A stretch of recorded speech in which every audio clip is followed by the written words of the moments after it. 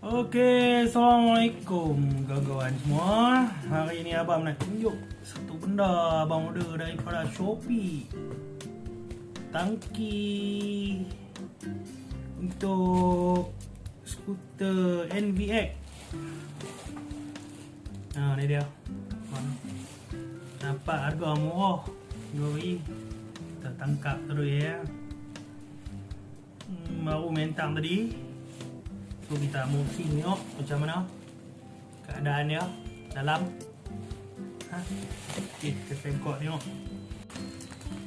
cun tak cun barang kita terima ni.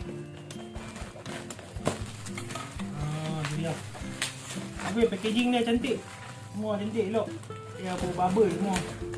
So benda ni tak kemek lah kan.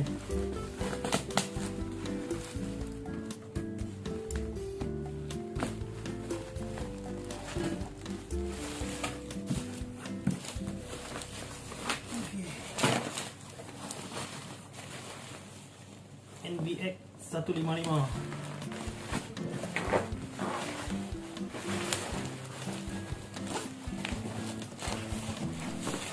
Okey. Ni dia punya ni, nampak fuel tank 7.2 liter untuk skuter NVX 155. Ni kita tengok dalam dia macam mana. Elok kan tak elok, kita pun tak tahu lagi. Kita baru nak unboxing ni.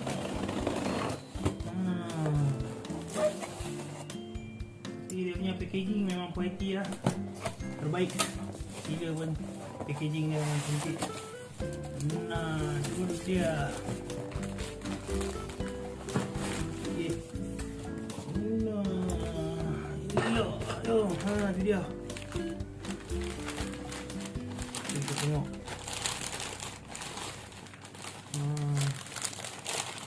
Kalau original punya kecil, boleh isi takat 4 liter saja. So naik 2-3 kali habis minyak. Nak kena isi pula. Dah skuter makan minyak kuat. Tu dia. Cantik tu.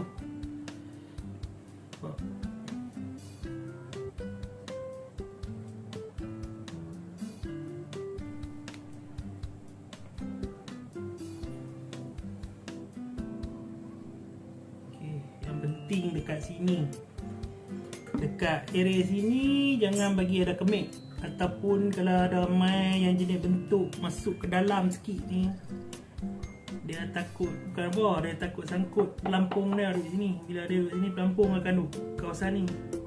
Bila sini kemik, pelampung dia nak minyak kurang, dia akan tersangkut dekat sini.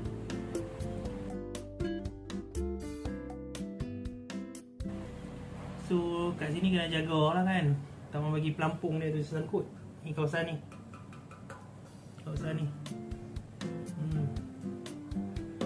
Kita tengok sofa. Quality lah tengok. Barang cantik. Okay, tu je lah nak tunjuk apa tank 7 liter untuk NVX. So kita tengok nanti macam mana kita nak pasang pula. Okay, nantikan video seterusnya next ya. Okay, bye.